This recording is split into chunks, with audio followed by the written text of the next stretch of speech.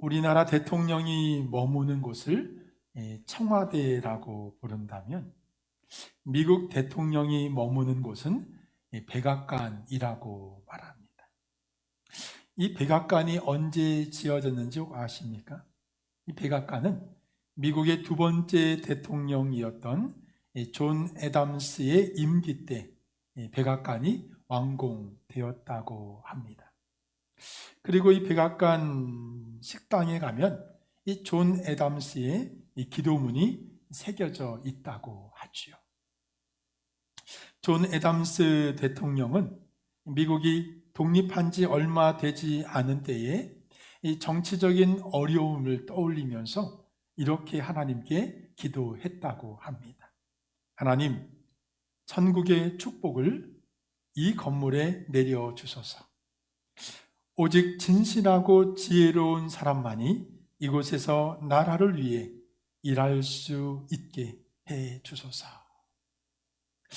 나라를 축복하는 마음으로 하나님 앞에 지혜로운 대통령이 이곳에서 일할 수 있도록 그렇게 하나님께 기도했습니다.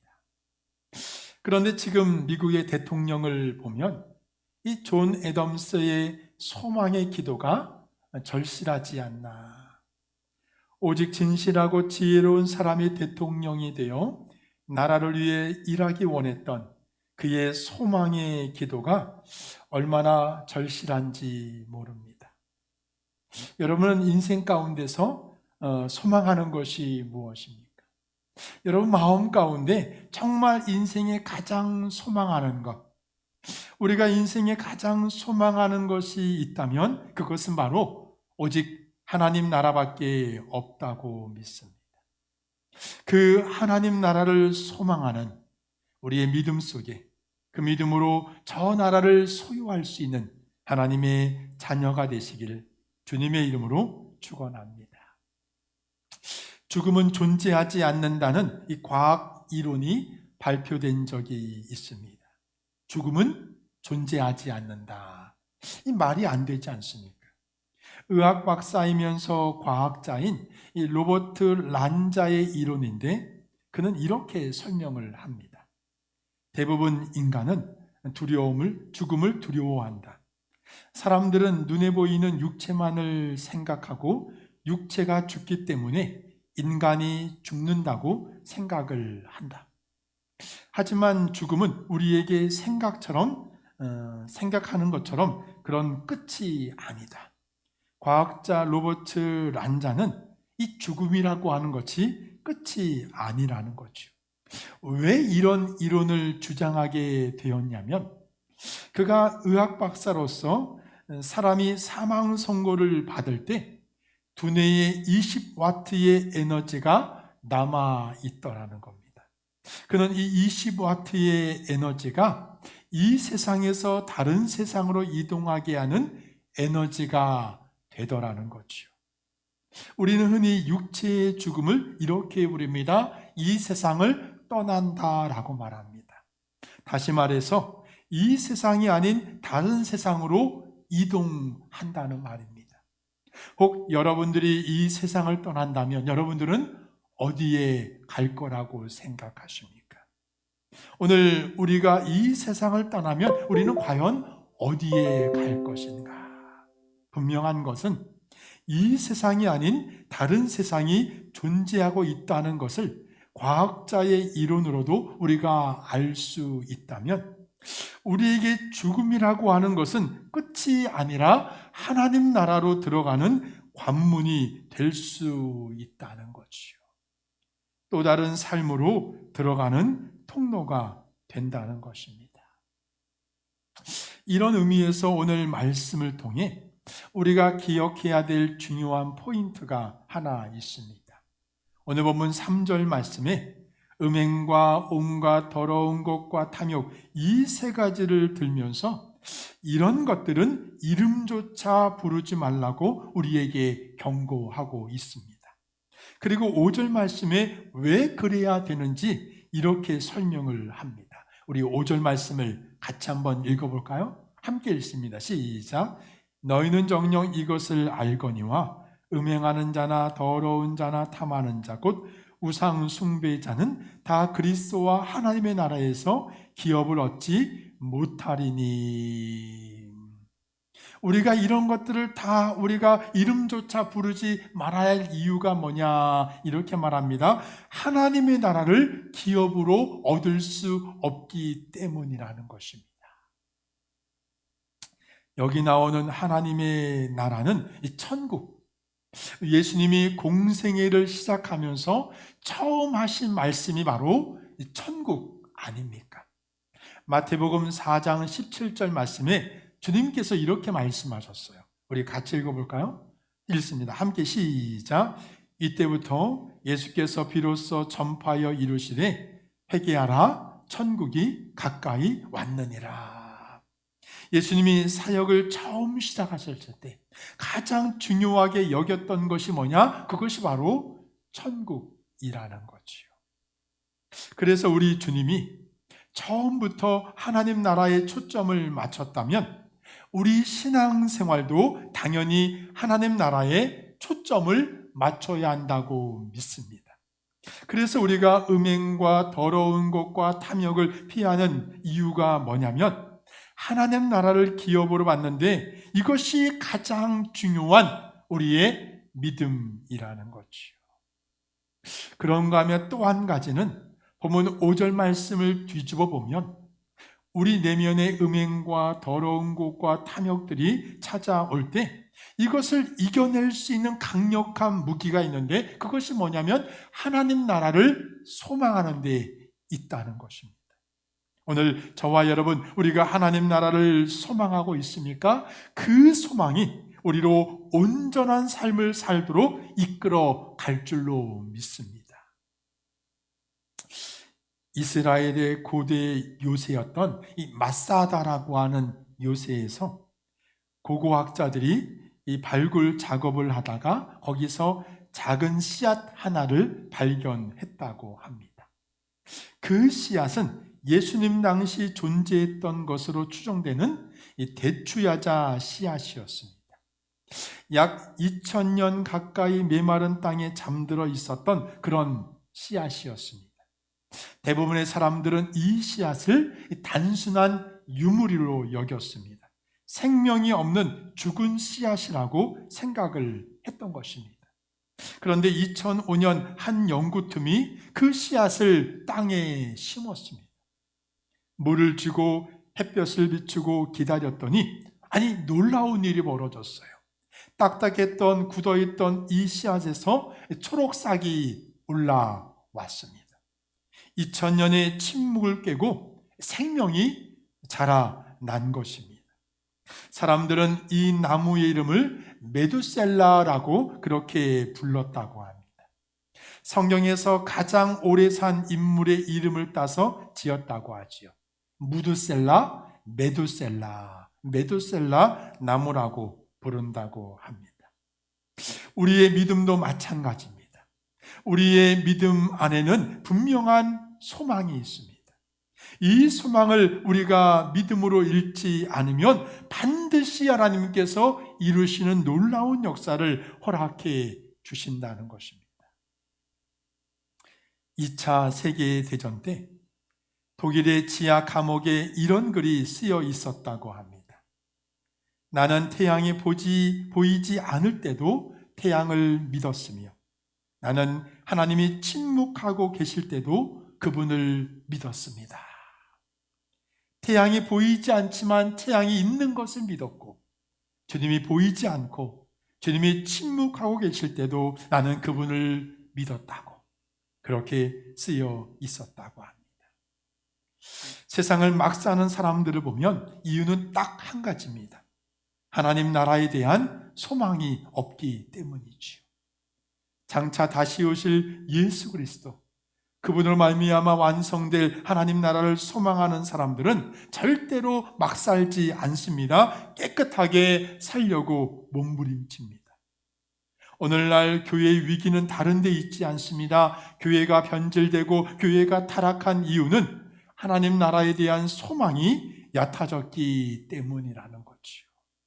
온갖 더러운 것에 뒹굴며 사는 이유가 뭐냐면 하나님 나라를 소망하지 않기 때문이라는 것입니다. 오늘 저와 여러분, 우리가 이 땅에서 거룩한 하나님의 자녀로 살아 저 천국을 소망하며 믿음으로 승리하는 저와 여러분이 되시길 주님의 이름으로 축원합니다.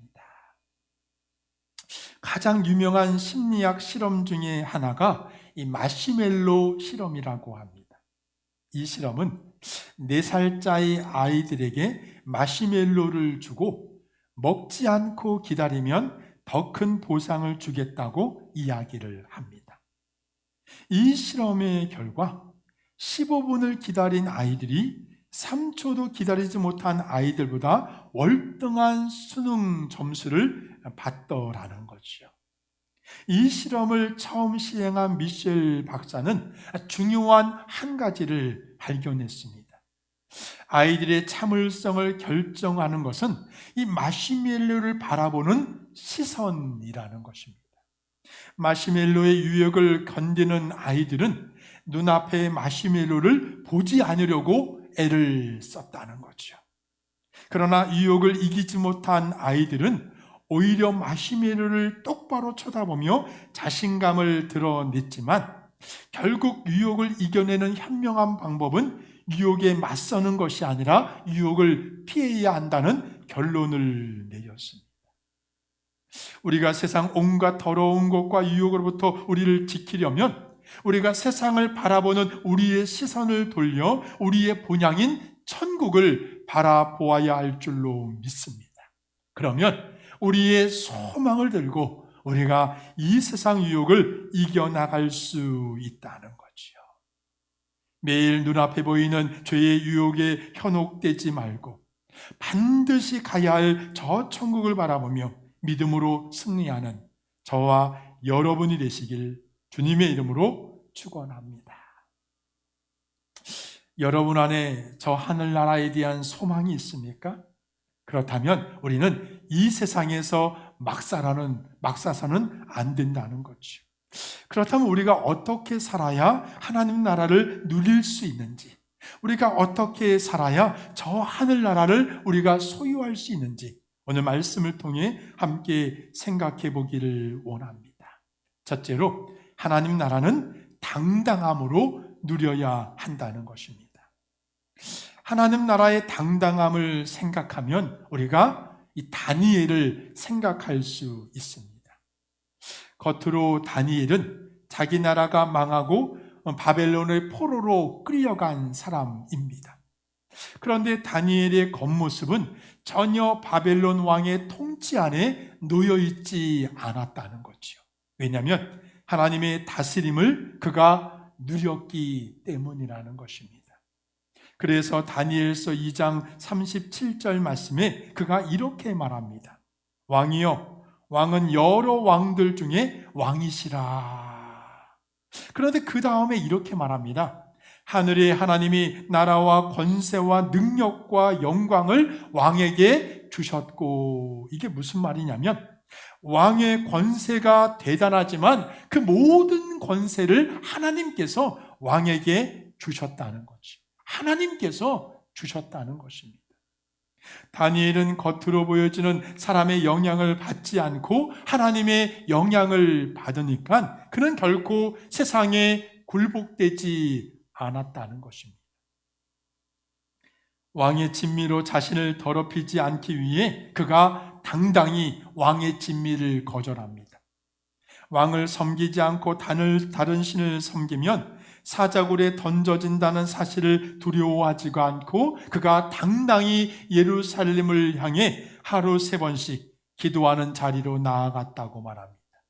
결코 다니엘은 이 세상에 굴복되지 않고 당당히 하나님 나라를 소유하는 하나님의 백성이었다는 거죠. 바울도 마찬가지 아닙니까? 바울이 사도행전 26장에 보면 이 권력자 아그리빠 왕 앞에서 그가 신문을 당합니다. 이 아그리빠 왕이 이렇게 이야기를 합니다. 우리 한번 성경을 같이 볼까요? 사도행전 26장 28절 말씀. 우리 함께 읽습니다. 시작. 아그리빠가 바울에게 이르되 내가 적은 말로 나를 권하여 그리스도인이 되게 하려 하는도다. 바울이 아그리빠 왕의 신문을 당하면서 이 아그리빠 왕에게 복음을 전하는, 그가 예수 믿는 자가 되기를 원해서 복음을 전합니다. 그랬더니 그가 그 말에 야, 네가 적은 말로 나를 그리스도인이 되게 하려고 이런 말로 하는구나. 그랬더니 바울이 이렇게 이야기를 하고 있어요. 29절 말씀 우리 같이 읽어볼까요? 시작. 바울이 이르되 말이 적으나 많으나 당신뿐만 아니라 오늘 내 말을 듣는 모든 사람도 다 이렇게 결박된 것 외에는 나와 같이 되기를 하나님께 원하나이다. 나와 같이 예수 믿는 자가 되기를 원한다고. 이 권력자 앞에서 신문을 당하면서도 자신이 결박된 것 외에는 나와 같이 복음을 받고 예수 믿고 구원받는 자가 되기를 원한다고 그에게 당당하게 이야기를 했다는 것입니다. 이런 당당함이 어디에서 나옵니까? 눈에 보이는 세상 기준으로는 초라한 죄수에 불과하지만, 그러나 그를 다스리는 것은 세상의 왕이 아니라 하나님의 다스림, 하나님의 통치를 그가 받고 있었기 때문이라는 거지요. 오늘 하나님 나라를 누리는 사람의 특징이 있다면 결코 비굴하지 않습니다. 당당함으로 승리하는 하나님의 자녀라고 믿습니다. 오늘 저와 여러분, 우리가 세상을 향하여 당당히 설 수 있는 하나님의 자녀가 되시길 주님의 이름으로 축원합니다. 둘째로, 어떻게 해야 하나님 나라를 우리가 누릴 수 있을까 봤더니 하나님 나라는 평안함이 있다는 것입니다. 성경 산상수훈에 보면 이 산상수훈의 꽃이라고 말하는 이 팔복이 나옵니다. 팔복에 보면 너무나 중요한 두 가지 사실을 우리가 발견할 수 있습니다. 마태복음 5장 3절 말씀에 이 팔복의 시작이 이렇게 시작되지요. 심령이 가난한 자는 복이 있나니. 그 다음에 천국이 그들의 것이며, 천국이 그들의 것이다. 그리고 팔복의 마지막을 이렇게 말합니다. 10절 말씀에 의를 위하여 박해를 받는 자는 복이 있나니. 또 뭐라고 말합니까? 천국이 그들의 것임이라. 그 중간에 애통하는 자, 온유한 자, 의에 줄이고 목마른 자 쭉 열고 하는데, 이 팔복의 처음이 뭡니까? 천국이 그들의 것이며, 그리고 팔복의 마지막도 천국이 그들의 것이다. 이게 무슨 말이냐면 우리가 누리는 모든 복의 시작과 끝이 어디라고 말합니까? 천국이라고 말을 하고 있다는 거지요. 여기 천국을 설명하는 처음과 마지막 복이 현재 시제로 되어 있습니다. 다시 말해서 주님께서 말씀하시는 천국은 앞으로 죽으면 가는 막연한 미래의 천국만이 아니라 이 천국을 오늘 이 자리에서 현실에서 우리가 우리 가운데 임하여 그것을 누리는 것, 그것이 바로 천국이라는 거예요. 이 땅에서 천국을 맛보며 살라는 거예요. 하나님 안에서 우리가 천국의 놀라운 축복의 은혜를 이곳에서 누리고 저 하늘에서 주님과 함께 영원히 누릴 수 있는 믿음의 성도가 되시길 주님의 이름으로 축원합니다. 명절을 앞두고 대형마트에 가본 적이 있습니다.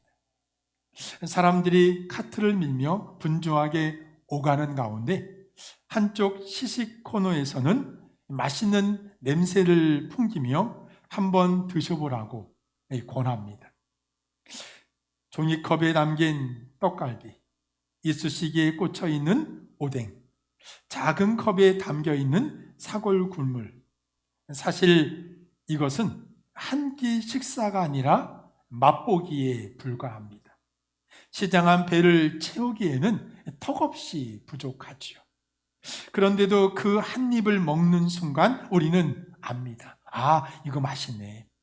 이거 명절 식탁에 올라가면 너무 좋겠다. 그 작은 조각이 앞으로 차려질 풍성한 상을 미리 보여주는 맛보기가 된다는 거지요. 시식이 전부는 아니지만 명절 밥상의 예고편과 같은 것입니다. 마찬가지로 이 땅에서 우리가 경험하는 하나님의 은혜는 완성된 천국이 아닙니다. 우리는 여전히 눈물도 흘리고 여전히 병도 앓고 여전히 갈등도 겪습니다. 그러나 예배 가운데 마음이 뜨거워지고 기도하다가 설명할 수 없는 평안이 밀려오고 용서하지 못한 사람을 용서하는 순간이 우리에게 찾아온다는 거지요. 그때 우리는 압니다. 아, 이것이 바로 하나님 나라이구나. 마치 시식 코너에서 한 입을 맛보고 아, 이거 사야겠네, 이거 정말 맛있네, 그런 확신이 생기는 것처럼 바라기는 장차 누리게 될 천국의 축복을 현재 이 땅에서 맛보며 살아가는 그런 믿음의 성도가 되시길 주님의 이름으로 축원합니다. 셋째로, 우리가 누리면 우리를 축복은 어떤 나라인가 봤더니 하나님 나라는 능력이 있다는 것입니다. 마태복음 12장 28절에 이렇게 말씀을 하고 있어요. 우리 한번 같이 읽어볼까요?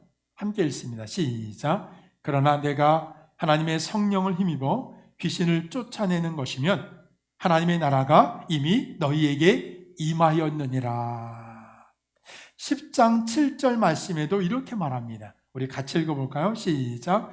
가면서 전파하여 말하되 천국이 가까이 왔다 하고, 이어지는 8절 말씀 함께 읽습니다. 시작. 병든 자를 고치며 죽은 자를 살리며 나병 환자를 깨끗하게 하며 귀신을 쫓아내되 너희가 거저받았으니 거저주라. 오늘 우리 교회를 통해 병든 자가 고침받고 상처 입은 자들이 회복되고 고통하는 자들이 삶의 소망을 누리는 그런 하나님의 나라의 모습을 우리가 회복하기를 소망합니다. 그런데 하나님 나라의 사람들이 이 능력을 어떻게 거저받았으니 거저주라는 거죠. 이 말을 바꿔 말하면 이런 말입니다. 하나님께서 이미 우리 안에 이 능력을 하나님께서 주셨다는 거죠. 그러니까 그것을 거저받았으니 거저 놔두어 주라는 것입니다. 그런데 오늘 우리의 현실은 거저받았으니 거저두라는 이 말씀이 우리 가운데 작동되지 않는 그런 세상을 살고 있다는 거죠.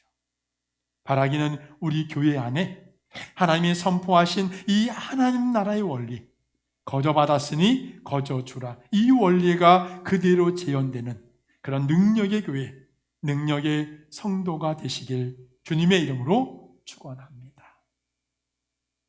옛날에는 교회에 무슨 드럼이 있고 전자 오르겐이 어디 있었습니까? 그냥 풍금 하나 놓고 예배를 드렸습니다. 그런데 그 옛날 교회 안에는 이 가난과 배고픔에 찌든 삶을 살다가도 주님 앞에 나와 예배만 드리면 세상 근심이 사라지고 마음의 평안을 누렸습니다. 왜냐하면 현재 임하는 하나님 나라를 그들이 맛보았기 때문이지요. 찬송가 438장에 보면 이런 가사가 나옵니다. 내 영혼이 은총 입어 중한 재짐 벗고 보니 슬픈 많은 이 세상도 어떻게 천국으로 화하도다. 2절 가사는 이렇습니다. 주의 얼굴 뵙기 전에 멀리 뵈던 하늘나라 내 마음속에 이루어지니 날로 날로 가깝도다. 이것이 바로 현재 임하는, 현재 우리가 누리는 천국의 모습이 아닐까. 바라기는 세상이 주는 만족감이 우리에게 없을지라도 하나님의 능력으로 하나님 나라를 소망하는 믿음의 성도가 되시길 주님의 이름으로 축원합니다. 그렇다면 우리는 하나님 나라를 어떻게 소망하며 우리가 살아야 할까? 우리가 하나님 나라를 어떻게 소망할 수 있을까? 현재 하나님 나라는 우리가 지금 누려야 한다고 믿습니다. 이 땅에서 우리가 예배하며 기도하며 말씀 가운데 거하면서 이 세상의 소망이 아니라 하나님 나라의 소망을 이 땅 가운데 누리는 저와 여러분이 되기를 원합니다. 그리고 미래의 하나님 나라는 우리가 소망함으로 우리가 그 땅을 바라볼 수 있는 저와 여러분이 되시길 주님의 이름으로 축원합니다. 이 미래의 하나님 나라를 우리가 생각하면 다윗의 대관식, 다윗이 왕이 되는 그 순간의 대관식을 우리가 떠올릴 수 있습니다. 사무엘상 16장의 다윗은 사무엘을 통해 이미 왕으로 기름 부음을 받습니다. 사무엘이 이새의 아들 8명을 모아놓고 그 중에 막내였던 다윗에게 기름을 부으며 그가 왕인 것을, 하나님의 기름 부음을 통해 그를 왕으로 임명하셨습니다. 이미 이때부터 그는 왕으로 인정을 받은 거죠. 그런데 하나님의 기름 부음을 받았지만 다윗은 15년이 지난 후에야 그가 왕으로 등극을 합니다. 이게 바로 현재 하나님 나라와 미래 하나님 나라의 샘플이 아닐까. 하나님이 다윗을 인정하셨고 그 머리에 기름을 부으셨지만 눈 떠보면 달라진 게 아무것도 없었어요. 사울 왕을 피해 15년을 도망 다녀야 했습니다. 그런데 어떻게 다윗이 그 인고의 세월을 이겨낼 수 있었을까? 그에게 미래에 대한 소망이 있었기 때문이라는 것입니다. 하나님께서 나를 왕으로 세우셨어. 나는 당차 왕이야. 그 미래의 소망을 들고 있었기 때문에 그 15년의 인고의 세월을 그가 버틸 수 있었다는 것입니다. 다윗이 끝없이 살해 위협을 당하고 인간의 생각으로는 이제 끝이구나. 그때마다 하나님이 피할 길을 주십니다. 그러면 다윗은 그 피할 길을 통해 무슨 확신이 들었냐면 하나님의 기름 부으심이 이것이 가짜가 아니었구나. 그래서 미래를 소망하며 주님 앞에 버티며 이겨나갔다는 것입니다. 현재 이 땅에서 하나님의 나라를 누리시길 바랍니다. 그리고 미래에 임할 하나님의 나라를 소망하며 바라보시는 저와 여러분이 되시길 주님의 이름으로 축원합니다. 그 하나님 나라를 소망함으로 현실의 아픔과 고통, 위험천만한 위협들을 우리가 주의 능력으로 이겨낼 수 있는 주의 자녀가 되시길 주님의 이름으로 축원합니다. 이탈리아의 탐험가였던 이 마르코 폴로는 당시 미지의 세계였던 이 중국으로 넘어가 그곳에서 17년을 살았다고 합니다. 그리고 조국으로 돌아와 동방견문록이라고 하는 책을 쓰게 됐지요. 그가 임종하게 되었을 때 그의 친구들이 찾아와 이렇게 다그쳤다고 합니다. 자네는 그 책에 도무지 우리가 믿을 수 없는 이야기들만 잔뜩 기록해 놓지 않았나? 이제라도 진실을 밝혀주면 좋겠네. 그 책의 내용이 상상에 의해 꾸며진 이야기라고 말일세. 그때 마르코 폴로가 이렇게 말했다고 합니다. 아닐세. 내가 책에 쓴 것은 모두 사실일세. 사실 나는 내가 보고 겪었던 것의 절반도 내가 기록하지 못했다네. 천국도 마찬가지입니다. 천국은 상상으로 꾸며진 것이 결코 아니라 진짜 실제로 존재한다고 믿습니다. 주님께서 우리에게 천국을 이렇게 말씀하십니다. 천국은 마치 밭에 감추인 보화와 같으니. 단지 천국의 비밀을 아는 것이 불신자에게는 허락되지 않았기 때문에 그것을 이해할 수 없고 그것을 받아들이지 못하기 때문이라는 것입니다. 바라기는 우리가 천국 백성으로서 날마다 하늘에 소망을 두고 이 땅을 온전히 살아낼 수 있는 믿음의 거룩한 성도가 되시길 주님의 이름으로 축원합니다.